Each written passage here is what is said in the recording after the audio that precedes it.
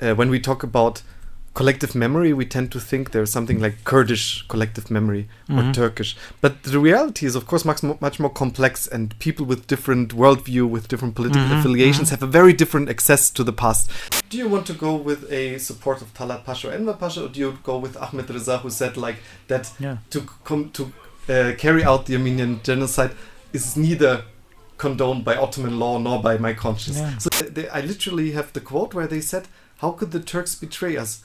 We got rid of the Armenians together, and then the Turks forgot about us." Բարև ձեզ, այսօր Մաքուր Պատմության հյուրն էր Դավիթ Լեուպօլդը, ով քաղաքագետ է, քաղաքագիտության տեխնացու է, կամ քաղաքագիտության դոկտոր, եւ աշխատում է Լեյբնիցի Մերձավոր Արևելյան հետազոտությունների կենտրոնում, եթե ես ճիշտ եմ թարգմանում այդ հաստատությունը, կարծում եմ, որ ճիշտ եմ թարգմանում, եւ այսօր մենք հավաքվել ենք, որպեսզի քննարկենք Դավիթի գիրքը, որը կոչվում է Հայերեն թարգմանությունը Մարտնչող հիշողությունների երկիր, Հայեր, քրդեր, թուրքեր, որը թարգմանվել է Հենրիխ Բոլ հիմնադրամի կողմից, եւ շատ հետաքրքիր գիրք է։ Ես ամբողջը չեմ հասցրել դեռ կարդալ, ուղղակի առաջի մասն եմ դեռ սկսել կարդալ, բայց այսօր մենք հավաքվել ենք քննարկվել այս գիրքը եւ քննարկեցինք բազմաթիվ հարցեր, քննարկեցինք հիշողության քաղաքականությունը, քննարկեցինք այդ մրցակցող ընկալումները եւ պատկերացումները, որ ունեն հայերը, թուրքերը եւ քրդերը այդ տարածքի նույն տարածքի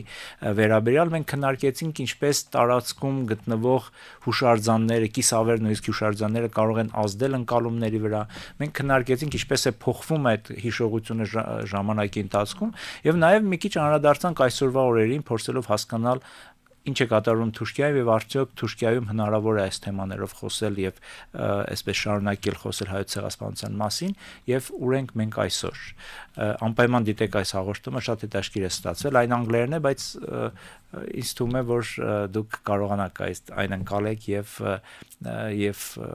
հասկանաք այդ ամբողջ պատմության խորությունը։ Անպայման բաժանորդագրվեք մեր ալիքին եւ կարդացեք պատմություն, այն շատ հետաքրքիր է միշտ։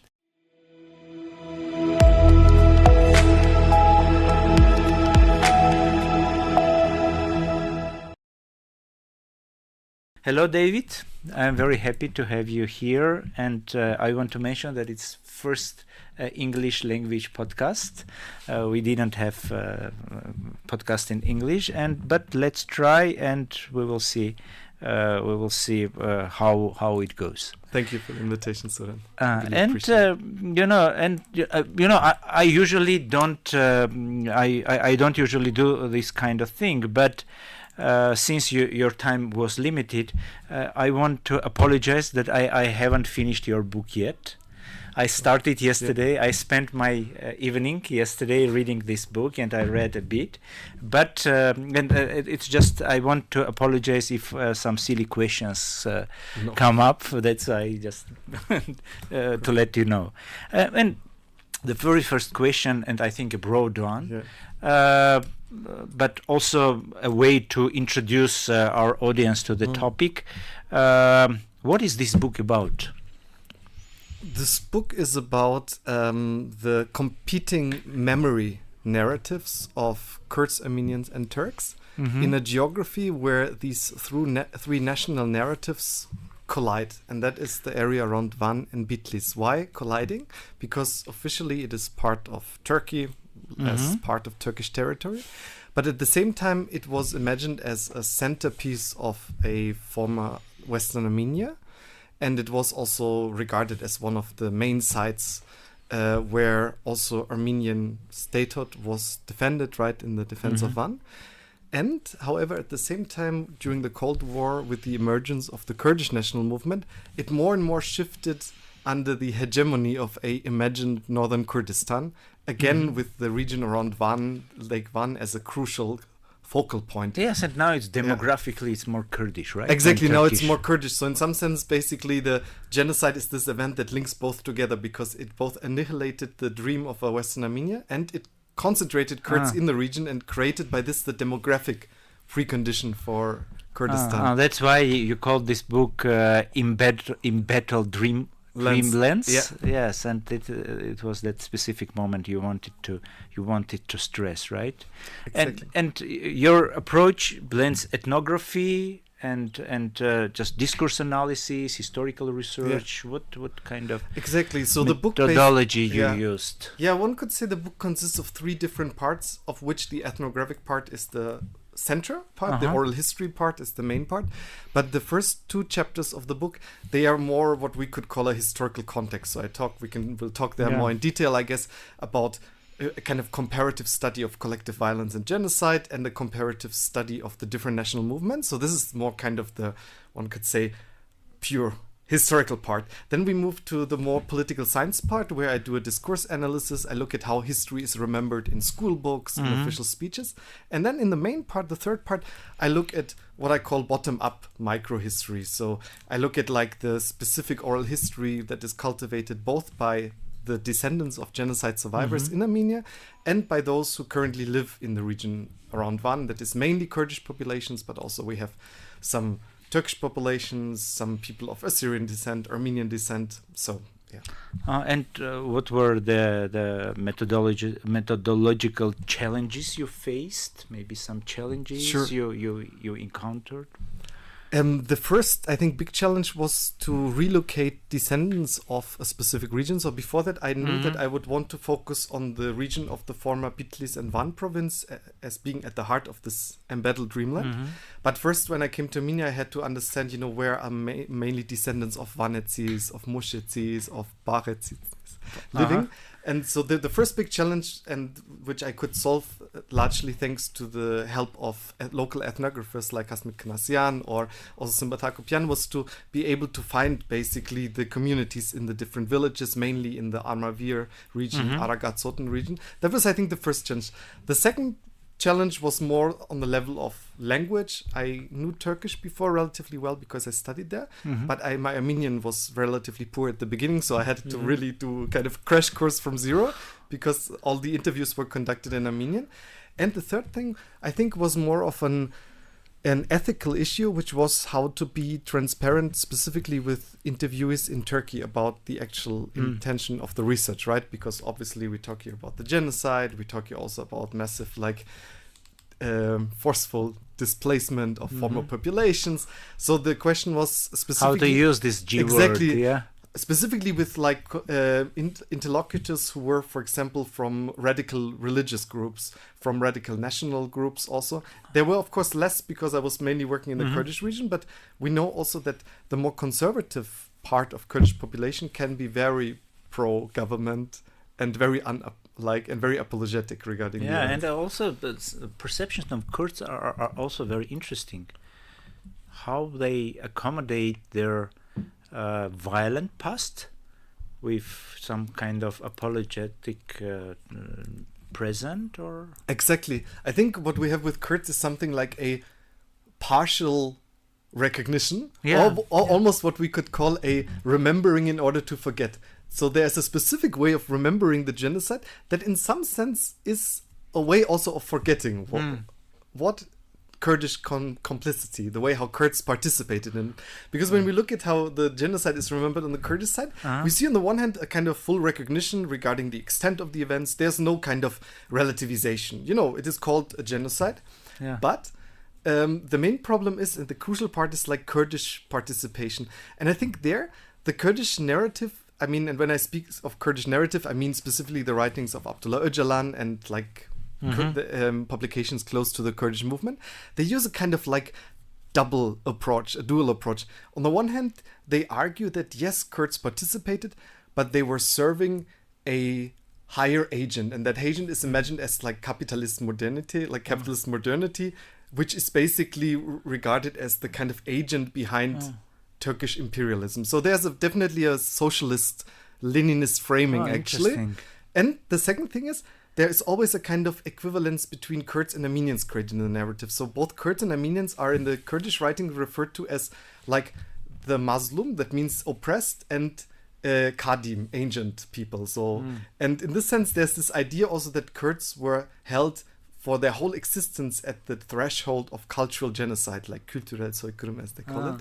So there's these two strategies, I think, but which has been also criticized by more critical Kurdish historians too. So, for example, there's historians like Ferhat Aydınkaya who have specifically worked on what they called ishtirak, which is like Kurdish complicity in the genocide. So there's discussion also going on this. Yeah, and at the same time, we have different perception, different perspectives on this lands. The land of genocide, Armenian perspective, and the land of how to say rebellion or in Turkish. Am I right? Isyan, so it would be rebellion, uprising. Yeah, because Van is always accused as being center of Armenian rebellion or Armenian uprising. Yeah, absolutely. I think that's really interesting, and I think that we see here the way how the 1915 is plotted in very different ways. So, for example, in the Turkish narrative, we have this narrative that could be summarized like a benevolent but betrayed empire. So there's a lot this kind of narrative, which is very reminiscent of the right-wing narrative in Germany after World War I, this idea what we call step in the back myth, die Dolchstoßlegende. So that was this idea propagated by the German right that Germany did not lose World War I because they were like militarily inferior. They lost because of betrayal by internal enemies. In case of Germany, it was communists. In case of Turkey, it was the minorities. It was Armenians at the forefront who, according to the Turkish narrative, betrayed them from within. Yeah. And that's why Sarıkamış has such a crucial importance, right? Like the large defeat of the Ottoman army against the Russian army, which couldn't be recognized as a military defeat, so they needed to come up with a myth that explains away. Yes, this turning point is scapegoating Armenians as the main guilt is in this defeat. And another question I have is, I imagine how emotionally and politically difficult was just to find the right words in these discussions with these people. And I want to ask, were they reluctant to go in contact? I mean, local people. You mean in Turkey, right? Yes, Kurds, Turks. Yes. I think for Armenian it's not a problem because we like to talk about genocide. But what about local people living in this Van region or this region? Kurds and Turks, were they reluctant in talking or? That's right, you're right. Like in Armenia there's a whole ethnography of the genocide, right, based on oral history. So for that reason, for people it's something relatively usual to encounter a researcher that is interested in his stories related to that.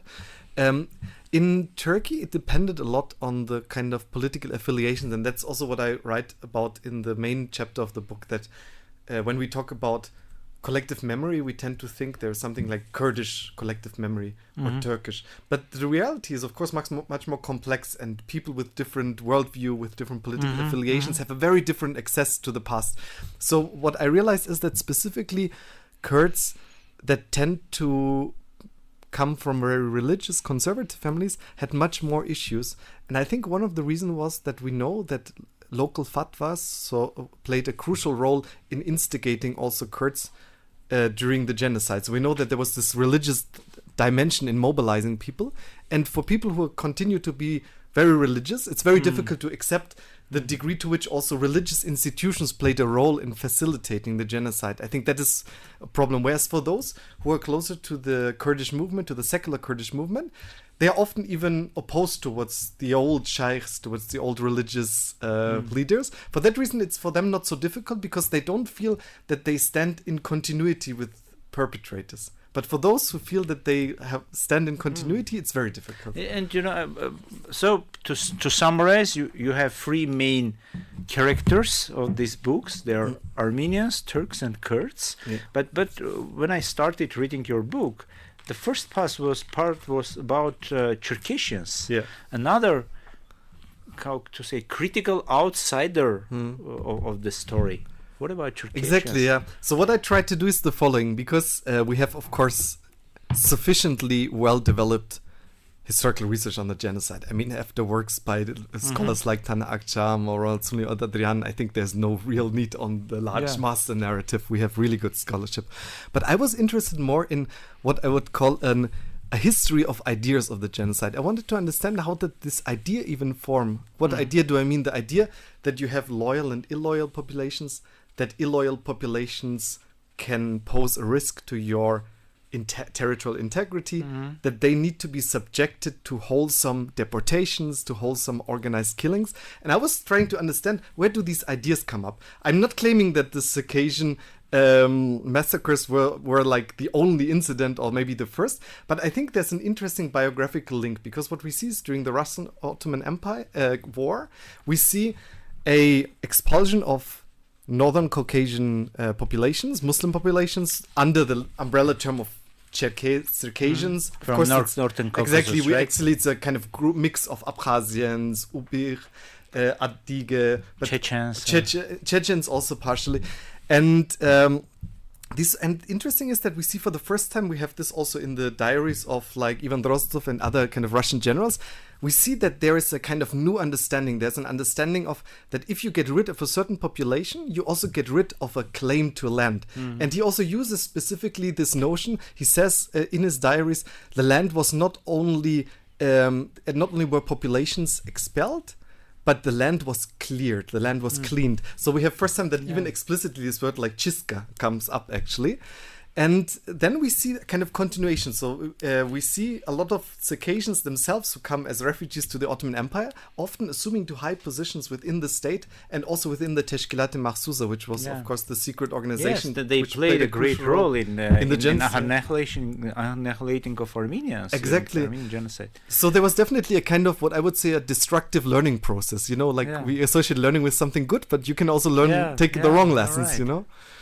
That's why I think the Circassian part is important, because it shows this history of ideas. I mean, in a negative way, of course. And I also remember how this, not Circassian part, but another wave of refugees coming from Balkans, just immediately before the Armenian genocide, how this image of this miserable masses of people coming and crossing this Bosphorus and crossing the bridges of Constantinople, how it psychologically affected on young Turkish elite just before the Armenian genocide. And these people, muhajirs, if I am not mistaken. Absolutely, muhajirs. How this waves of muhajirs who also joined this Circassians, who also consider themselves as muhajirs, how they joined in ending up Armenians during the Armenian genocide.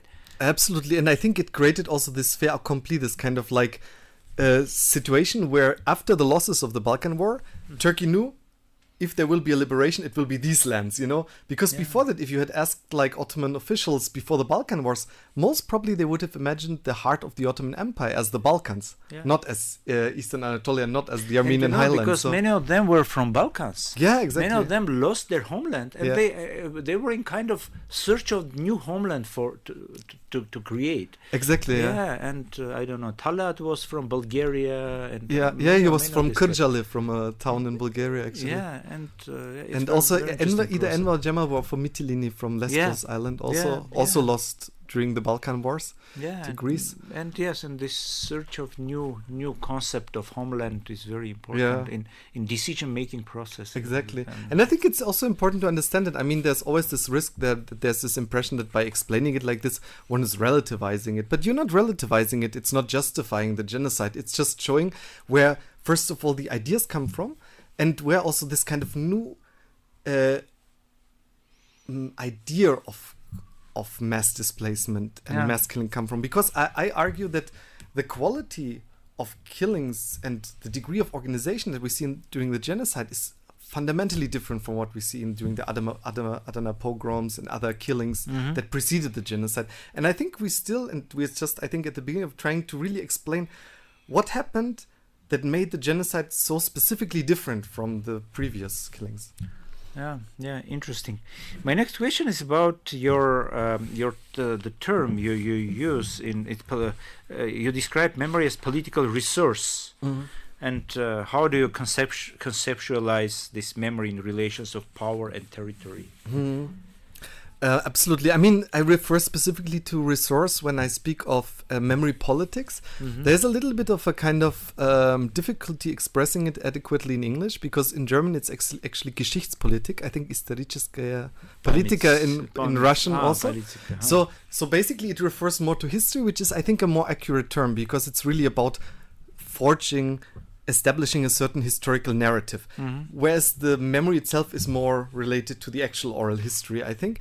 And I think it's a resource in the sense that it is relatively obvious by analyzing public speeches, school textbooks, that history and narrative is not just existing. It needs to be cherished, it needs to be curated. Certain things are included, certain things are falling out of the narrative. It's not just a story that happens to be there, because if, for example, the official narrative of, let's say, Armenia or Turkey or Germany would be basically the sum of all the stories shared by locals, it would look quite differently, I think. Absolutely. And this curation process is, I think, what turns it into a political resource, actually. Yes, and of course, textbooks you mentioned, and you have analysis of textbooks. They are mostly political resource. It's not about academia. It's about politics. Yeah. I mean, people who write textbooks for school textbooks, they're not. They don't consider their writing as something academic. They consider as something that would create the perception of the world, the perception of history.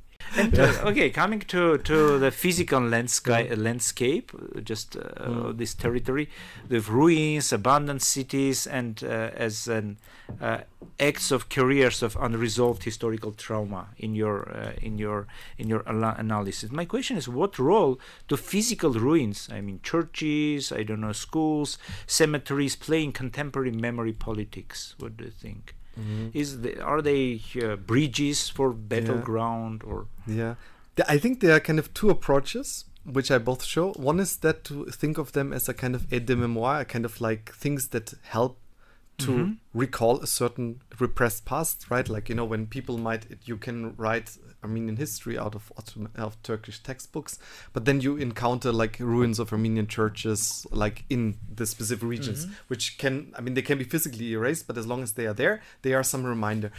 On the other hand, that's a kind of more the optimistic reading. I think the more pessimistic interpretation, however, would say, and I encountered that too, is you have often also something that I would call is a kind of semiotic erasure. That is like a building might still exist, but if people don't remember that it was an Armenian thing, if they don't remember it was Assyrian, if they don't remember that maybe this fortress belonged to Yazidis, then in some sense the physical remainder is there, but the history, the story related to it is gone. So for that reason, I'm thinking that the role of materiality is a very complex one. It's not directly translates into a reminder. It can be a reminder, but it presupposes a certain knowledge that you need to have. Okay, I have my friends who traveled in Western Armenia, and they brought a lot of photos about these touristic banners describing these sites as something created by Bagratunis, but nothing mentioned about Bagratunis being Armenian. Yeah. So just mythical Bagratunis who came here and created. On the next line you could write Seljuks, and you could have impression that they are just list of Turkish dynasties who worked on this land, and it's also another kind of not eraser but forgetting.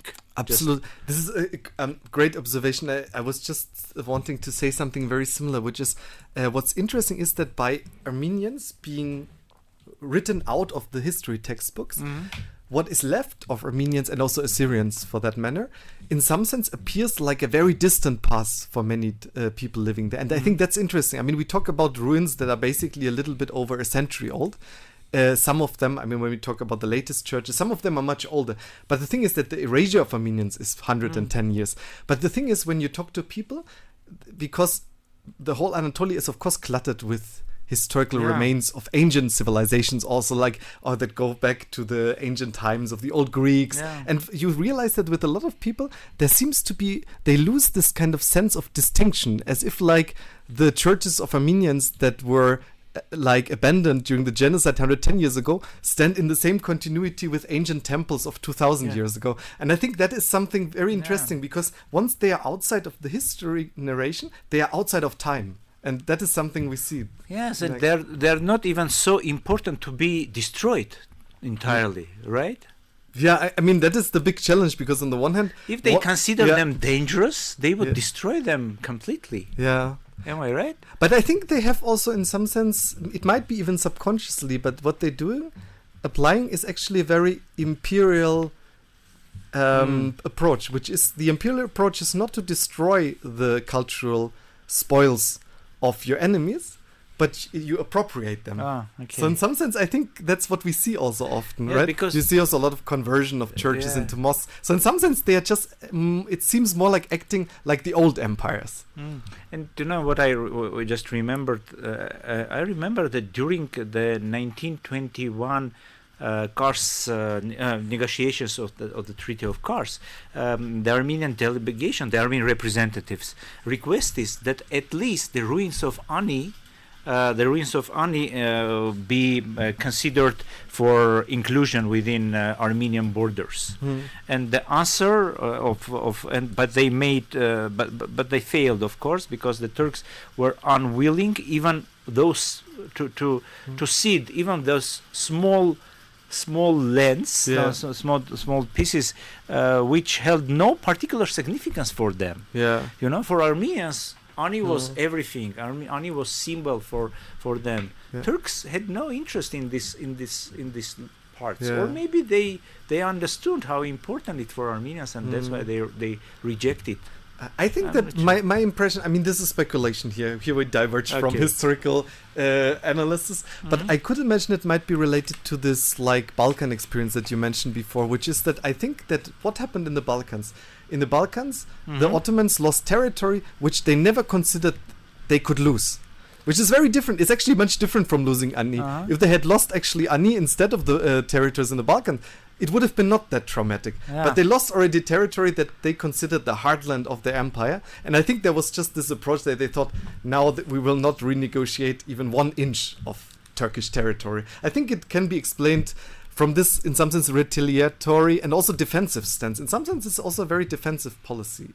I mean, expansionist and defensive at the same time, but you know what I mean. Yes. And now coming to this textbooks, maybe this political uses and misuses of history, you compared Armenian, Turkish textbooks and official Kurdish writings, because there are no schools.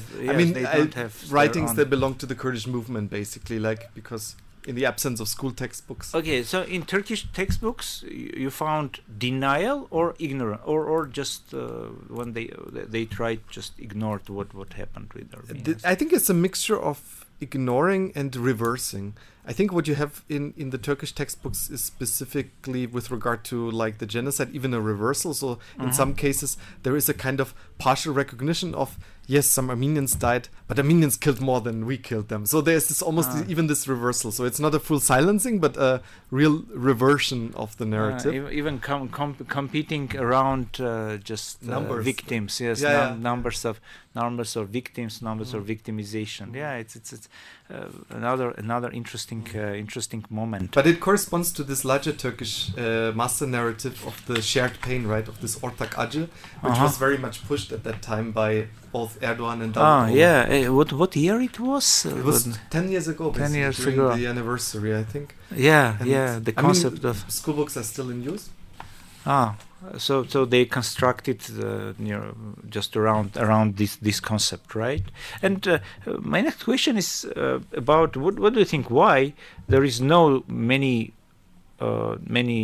studies about this memory policy? Because in Armenian scholarship, I can remember only Haritsun Marutsan, right? Yes, of course, yeah. And he's the only one maybe who was involved in this major. What do you think? What's the problem with this question? I think that it is, or it's new field for maybe. The point is that I think my response will be not an exciting one. I think there's maybe not a big conspiracy, but I think we have a problem that memory politics falls out of the boxes of disciplines.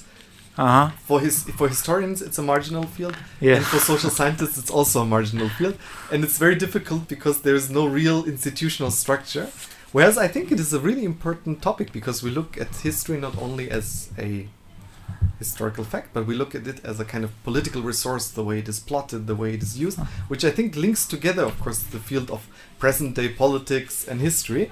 But unfortunately, it is a relatively marginalized field, which then only becomes relevant in moments of crisis. So, for example, also right now in European context, now there's a lot of questions going on the question of Soviet heritage. Yeah, it's and now suddenly people talk about it, but only in times of crisis, I think. Yes, it's just post-socialist societies where suppressed history resurface in times of national crisis, and when we try kind of comprehend, we try to reflect what happened with us. But yes, it's very, I think, very important also topic to research again, to understand what is going on with us now. I'm not sure if you are familiar with the last developments in Armenian society about these attempts to kind of how to say it, reconstruct the story of the perception to the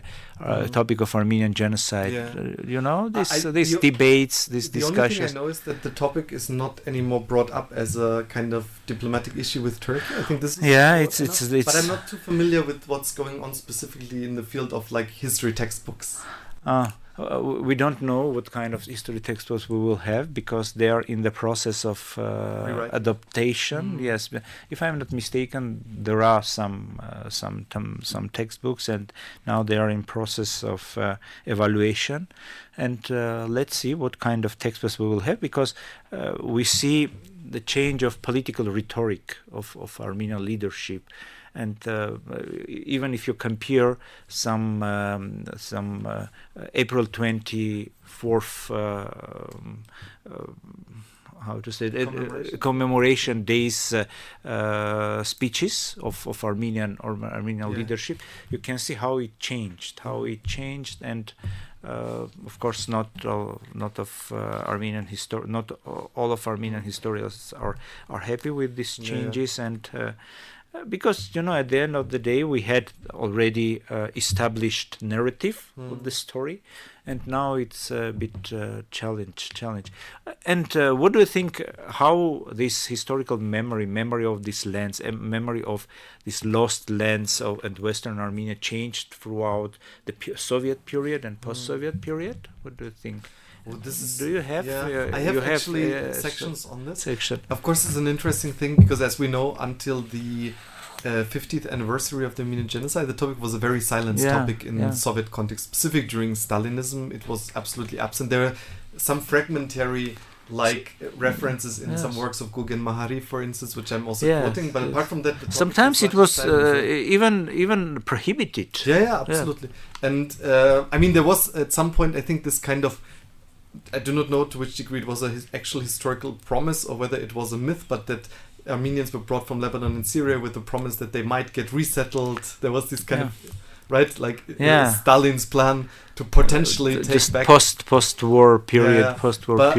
So I think that was a period again in the post-war period where the topic came up again. Yeah.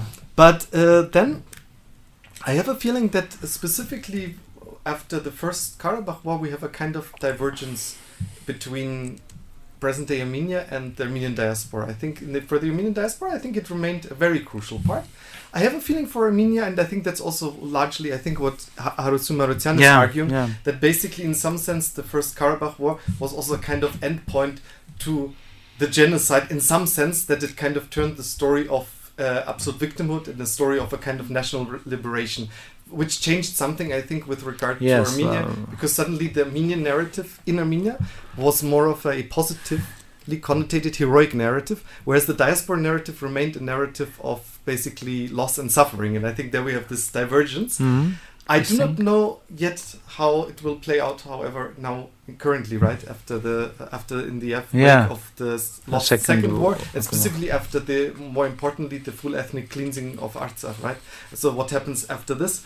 And I think, however, that whatever political normalization we will see coming, the social cultural questions of memory will not disappear. I think it is something that might not be on the agenda for the political normalization, right? Currently, the Armenian government is not specifically making this claim that the genocide will be a precondition, or recognition of the genocide will be a precondition for normalization.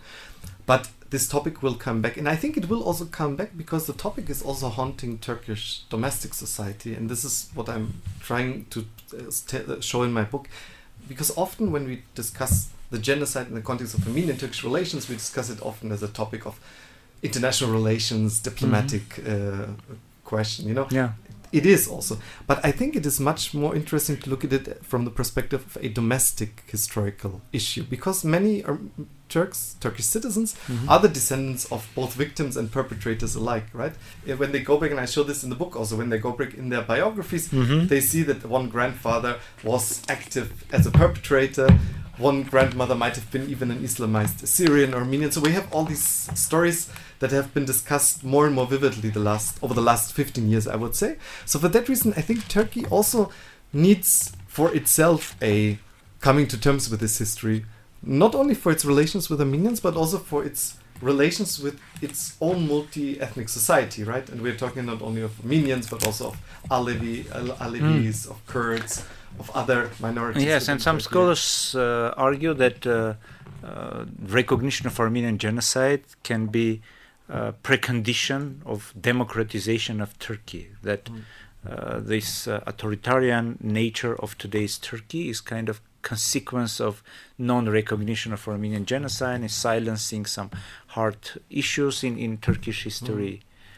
I think what's very interesting to see is in this context how the collaboration that we see currently being fostered among the Turkish opposition around İmamoğlu and the Kurdish movement will further proceed. Because what we see here, and I show this also in the book, the Kurdish movement and the Turkish opposition have actually relatively different historical narratives. The Turkish opposition historically still clings very much to the same denialist narrative that we see in official Turkish history since its beginning. However, with the Kurdish movement, we see from its very beginning a quite open recognition of the crimes during the genocide, and these two groups are currently trying to work together. Of course, memory politics is not their main focus point. Their main focus point is right now to win elections, but sooner or later, in order to really foster a sustainable alliance, these questions of aligning, of finding a common narrative is very important, because what I argue in the book is memory is not only about, it is about historic justice, but it's not only about historic justice, it's also about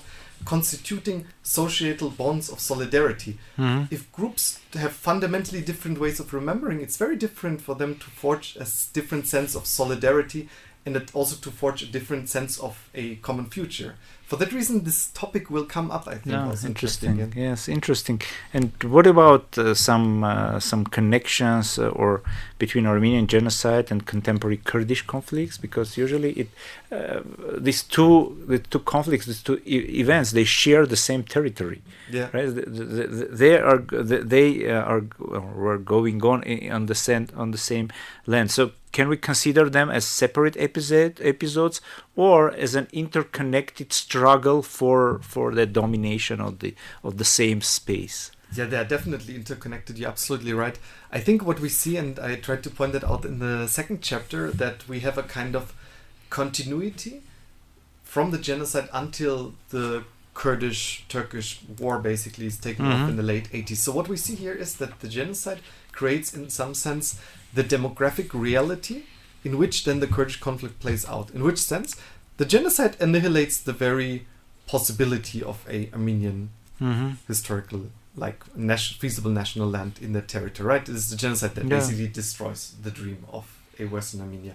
But at the same time, it doesn't not only do this, it also concentrates the remaining populations. Before that, Kurds were just one among a multitude. It was mosaic of different... Exactly, it was perfectly reflecting a imperial geography. You have Jews, Armenians, Yazidis, Assyrians, Nestorians. But after that, basically, we have only largely Kurdish populations, some Alevi populations, and some Turkish populations. And it is only the genocide that creates the demographic reality in which then a homogeneous Kurdish geography emerges in that area. So in some sense there is this direct connection. That's one thing. The second, however, connection, and that is more of a, let's say, empathetic one from the Kurdish perspective, is to see that, of course, Kurds were subject to also similar forms, not the same, but similar forms of violence, in the sense that we have an organized burning of villages, an organized expulsion. Specifically during the 90s, we see this. And so there is also not only a similar form of violence, but we see also that the violence is rationalized by the powers to be in a similar way. So there's again this idea that these are non-trustworthy populations, and that the non-trustworthy populations need to pay for the betrayal of specific groups. So the war was officially waged against PKK, but Kurdish civilians were regarded as parts and parcel complicit in the crime. And I think that's very similar. Yeah, right? There is a mention, right, about this, how these Turkish soldiers, they shouting, "You are Armenians." And exactly. In this struggle in 2015, 100 years after that. And that links to the German sources. Yes, they're shouting on the to Kurds, I mean, right? Exactly. And that links to the earlier sources on the genocide in the German sources, when German consuls are surprised by the fact that Armenians are also deported from the very areas where there was no Armenian resistance whatsoever. I mean, that we see again similar, right? Because in the genocide we also see that there are certain areas where there is an actual confrontation between Armenians or between the Armenian revolutionaries and the Turkish state, the Armenian Fedayis and the state. But we have also areas where there is no resistance whatsoever, and yet the whole civilian population is absolutely erased from that lands. And this is something we see in a very similar way repeating itself during the 90s in the Kurdish. Kurdish. And my next question is about commemorations and this culture of commemoration. I'm not sure if you have this in your book, but I want to know what, because I had a guest in one of my previous podcasts who described how in Deir Zor, in the Syrian lands where Armenians were annihilated, when on April 24th he met Arab Bedouins who came there and participated in the same commemorations, and he saw even women with covered faces, and when he asked, they told him our ancestors were Armenians, and these Muslim women with covered faces, devoted Muslims already, but they still remembered that this place is for commemoration of their ancestors who perished. I want to know what kind of commemorative practices are there in these spaces in Van or in Kurdish territories. Do we have some commemorative practices there? I didn't come across like specific direct commemoration practices. What I came across was more of a half-silenced legacy. So you would see a lot of sharing of these memories among family members. But I think what was still relatively invisible at that time, at least, was kind of a more public debate on it. I had a feeling that this was always a topic that families would share among them, but I had not seen this as a very critical event that would be publicly commemorated. There was maybe here and there some events, maybe some book presentations in smaller cultural centers, but still I think it was a topic that is problematic. Why is it also problematic? Because actually it is also a topic where there is no consensus among the Kurdish population. I think that's the thing. Because there are some Kurdish populations that choose to either deny it or to justify it. I mean, I interviewed also some more conservative Kurds who actually recognized the crime, which was interesting. But conservatives they recognized it, but they didn't saw any fault in it. They said, I literally have the quote where they said, "How could the Turks betray us? We got rid of the Armenians together, and then the Turks forgot about us." So you had also sometimes this kind of part. So they consider the same both as heroic. Yes, both as partners in genocide, but later as victims. Exactly. And whereas other parts of the Kurdish population are absolutely critical, and they also even engage critically in crimes committed by their own family members, which is something that I found relatively impressive and what I say requires a lot of courage, I think, to recognize these wrongdoings even among your own family members, which I think is always the most difficult thing about memory transmission. And giving the deeply antagonistic national narratives you describe, Eastern Turkey, Western Armenia, Northern Kurdistan, I want to know, is there any room for shared memory or even coexistence of these three grand myths? Yeah. That's, I think, the most difficult question. I think I don't have a conclusive answer to it, but I think it might be a worthwhile approach to focus a lot on resistance to the genocide, because that's something that in some sense can bridge, I think, across narratives of Armenians and also critically minded Kurds and Turks. What do I mean? For example, we see, of course, I think that's mostly known, the resistance and also the shelter of Armenians of Alevi, Kurds, for example. There's, of course, a very common story plot, but also on a more individual level across the geography.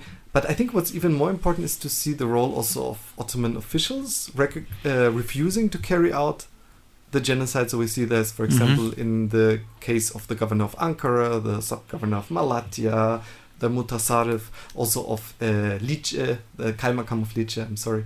So we see that we have these kind of like stories of resistance, and I think these stories could maybe form a kind of bridge, because that it allows, why is it important? On the one hand, these are people that can be recognized, I think, also from the Armenian side, because ultimately there were people that in the moment of the genocide, at sometimes the expense of their own lives, rejected to carry out the orders of their own state.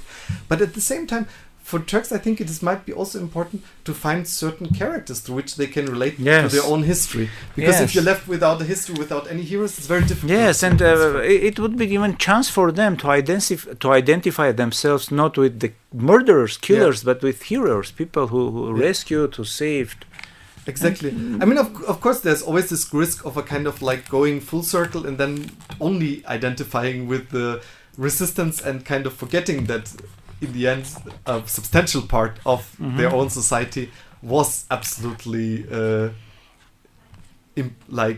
involved in it. But I think there's also a very important kind of quote I remember from the also genocide scholar Ronald Sunni, who said, like, it's important to remember that in order to kill a substantial number of people, you do not need to have a substantial number of people. That is, it is in the end a relatively well organized state. Yes. But this argument doesn't hold fully for the Kurdish region, because we also see a lot of bottom-up participation. And maybe I agree with Ronald Sunni, but at the same time, I think you need at least societal consensus. You need consensus in society that this population can be destroyed. At least can be destroyed. That they even accept such possibility. Yes. That this part could be destroyed, and that's why I think some people who never directly participated in these mass killings, who never killed, they participated in kind of, I don't know, facilitating the process of round up the people. I don't know, just showing the place where Armenians could hide. It's also another form of participation. Absolutely, and I mean it's a good. I think. Since you're working also on like comparative genocide studies, I think to have a look at Germany might be really worthwhile.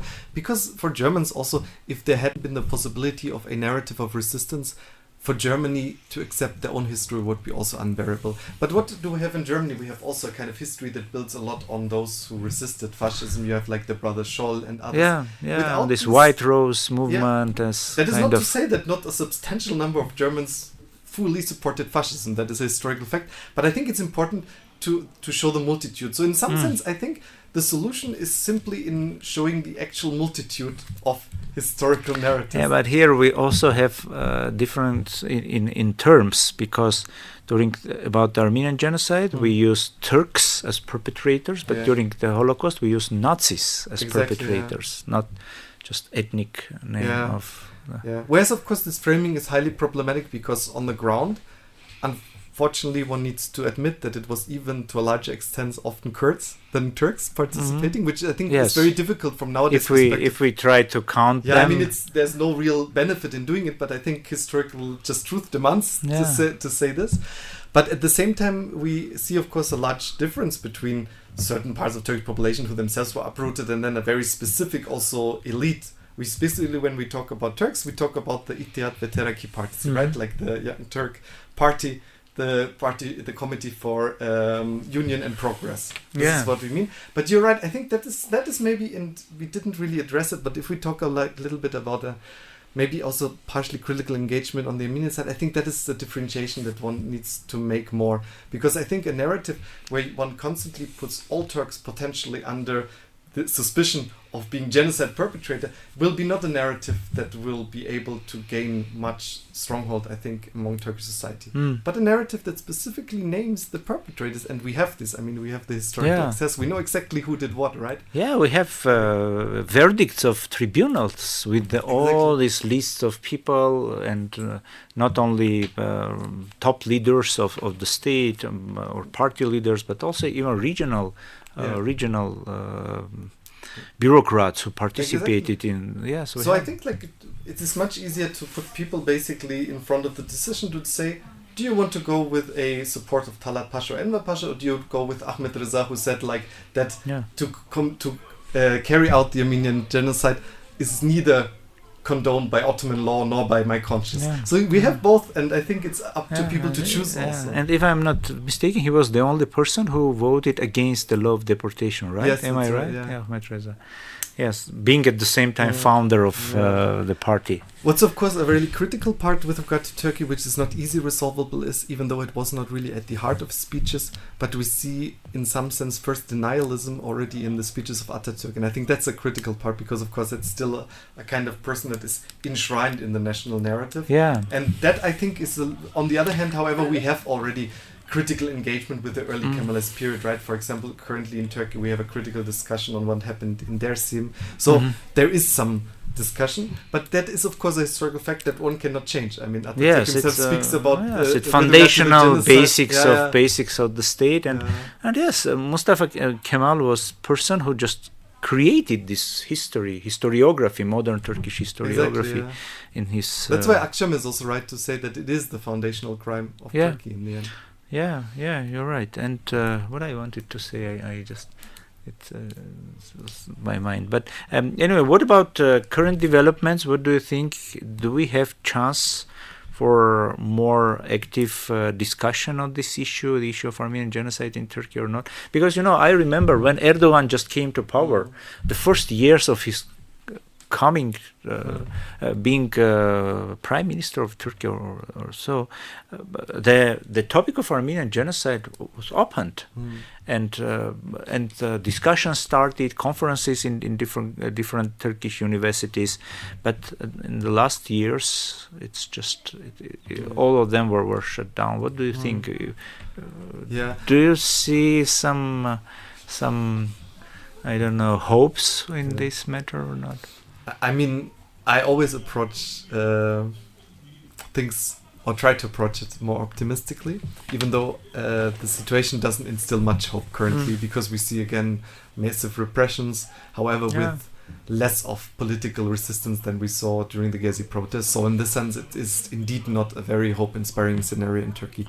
But what I noticed is that not only with regard to Armenians, but also with regard to the cultural existence of other minorities, we see still on a non-political level much more openness. And I think that what we see in Turkey is more of a divergence. The Turkey that I knew when I visited first time when I came to Turkey was a Turkey in which I felt that the national narrative and this narrative shared by most of its population are largely aligned, You have a absolutely denial of the very existence of Kurds and Armenians, and that was also endorsed by most of the population, at least of Turks living in the western part of Turkey. But what we see right now is more of, I would say, a divergence. We see an official narrative that hasn't changed, that even has more fossilized and has become in some sense even more exclusive and less compromising, while on the other hand, on the population level, when you engage with people, for example, I meet of course a lot of students from Turkey while I'm living in Berlin, and the interesting thing is a lot of them are not historians, they are not social scientists,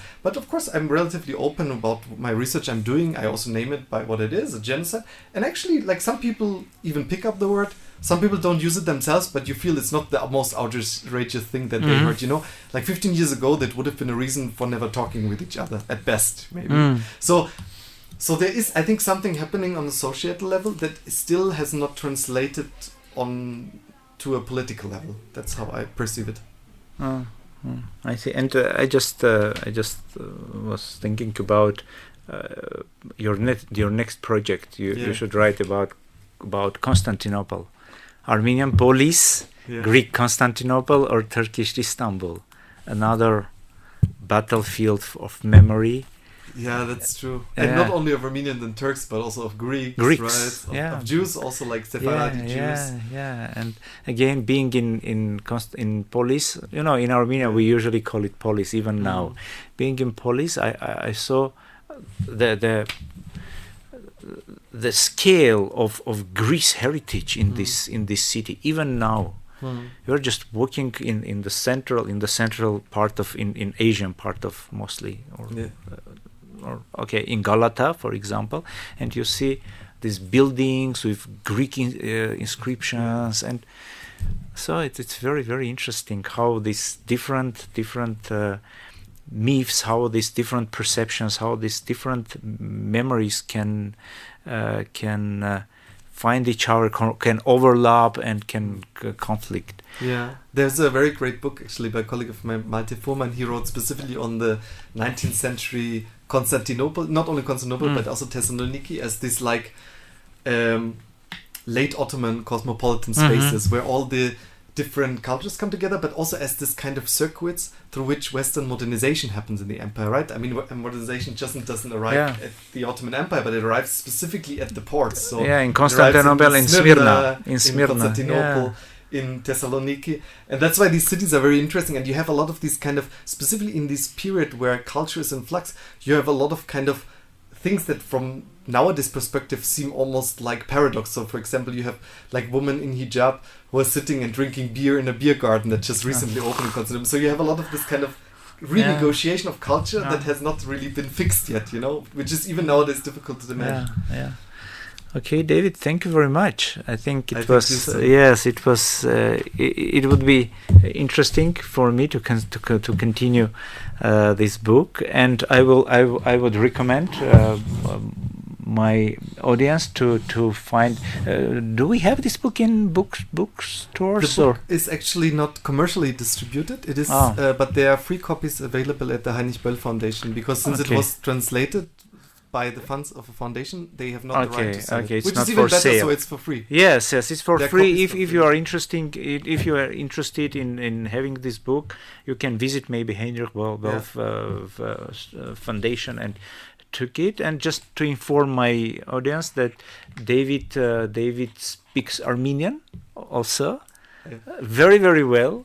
Honestly, he's too modest to accept it, but I think his Armenian is very, very well, and I hope our next podcast.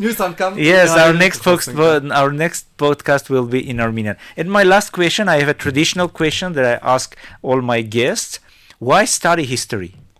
Or more broadly, the social sciences, because in the recent years there has been trend of overvaluing the technical sciences, while underestimating of the social sciences. This is the first question. The second question, for more personal question, when and why did you decide that to study history? Okay. The first, I will answer again by plagiarizing my former supervisors. By quoting, Yes, I will quote, but I will at least mention, note the quote. He said that why he studied history, and I totally second that. He said because history is the second best thing and the only thing we have in order to somehow understand where the present is leading us. And I think that is very much true, because ultimately history is not only the history of what happened, but also the history of what could have happened and didn't happen. And to understand why history didn't play out that way or that way, but specifically the way it played out, gives us the only clue that we maybe have to understand our current present and where the present could lead us. So that's why I think for me I have a very presentist interest in history. I think that history, it's not that history directly tells us the way, absolutely, but it gives us it's not so simple. Realm of experience, as Koselleck said it. And regarding my personal motivation, that's I think related to me having spent significant time in Turkey and having befriended different, specifically Kurds who are living in Turkey, and we visited together the areas around Tigranaget, Diyarbakır, Mardin, Pachesh, Van. And it was there that I really started to get interested in silenced histories as such. I think that is also the thing, right? When we are doing history, we are also interested in bringing to light histories that are maybe not at the forefront, right? To bring back histories that by certain memory regimes have been condemned to silence. So I think that is maybe the thing that can be also motivating about history. And we see that it is much needed. I mean, we can talk about many other things, but just when we think, like, to end maybe on the Ukraine war, what we see, I will not make specific political claims, but what we see is a fundamental instrumentalization from different sides and cheap analogies, right? Yeah. Of people who are not professionals, they use history and then they see it, oh, this looks like that. Because misuse and abuse of exactly. history. Whereas serious engagement with history shows you that each event in history is still, after all, a unique event that never 100% repeats itself. And I think that's why it's important to know history. Yeah. Okay, thank you, David. Thank you for everything you're doing. And we will be waiting for your next book, or next research, and your being guest here and speaking in Armenian with me. Okay, thank you. Thank you. Thank you.